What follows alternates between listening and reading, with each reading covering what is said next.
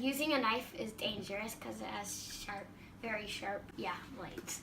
And get this at the Container Store. It's sturdy and doesn't break that easily. This is a good thing for keeping in onions. Thank you. Every day, millions of people who are cutting onions cry, but not anymore. I'm going to teach you how to cut an onion so the fumes don't go to your eyes. You want to put a piece of bread in your mouth so fumes don't go in your eyes because it blocks it. The bread sucks all the fumes in, and then you put it in the mouth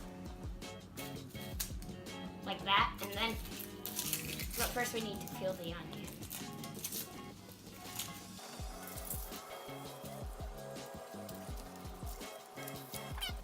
Now put the bread in your mouth when you're ready to cut.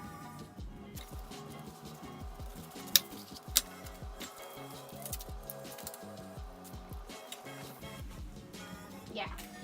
Okay, now it's ready. Fumes are getting in my eyes already. Alright. So I should put this in my mouth now.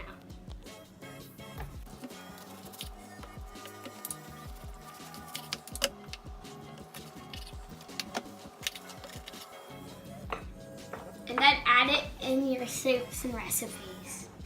Thank you.